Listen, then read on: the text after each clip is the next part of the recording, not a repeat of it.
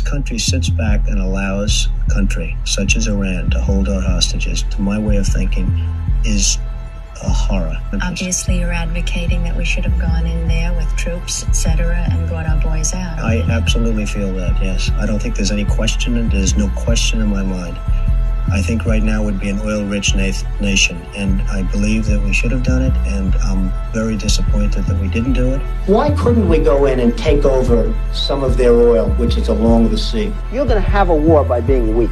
The next time Iran attacks this country, go in and grab one of their big oil installations, and I mean grab it and keep it, and get back your losses, because this country has lost plenty because of Iran. Nearly 40 years ago, Trump saying, "I'd be harsh on Iran. They've been beating us psychologically, making us look like a bunch of fools. One bullet shot at one of our men or ships, and I'd do a number on Karg Island. I'd go in and take it.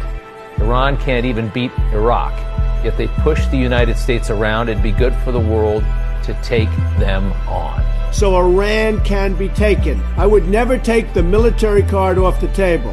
And it's possible that it'll have to be used because Iran cannot have nuclear weapons.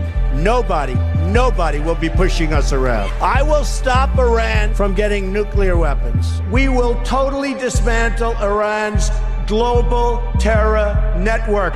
Iran has already, since the deal is in place, test-fired ballistic missiles 3 times. And someday, maybe hit even the United States. And we're not going to let that happen. We're not letting it happen. Today, I am announcing several major steps we are taking to confront the Iranian regime's hostile actions. The longer we ignore a threat, the worse that threat becomes. The Iranian regime's aggression in the region, including the use of proxy fighters to destabilize its neighbors, must end, and it must end now. And I am ready and prepared to take whatever action is necessary.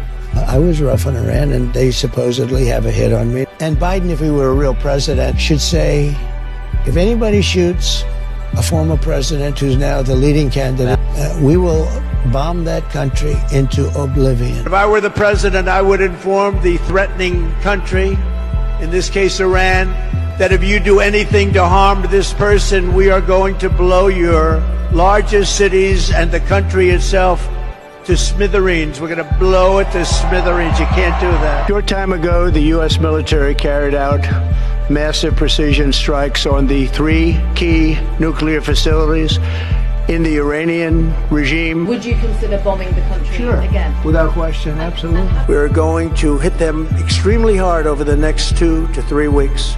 We're going to bring them back to the Stone Ages where they belong. Iran cannot have nuclear weapons. I will stop Iran from getting nuclear weapons. Ensure that Iran never, and I mean never, acquires a nuclear weapon. I'll say it again. They can never have a nuclear weapon.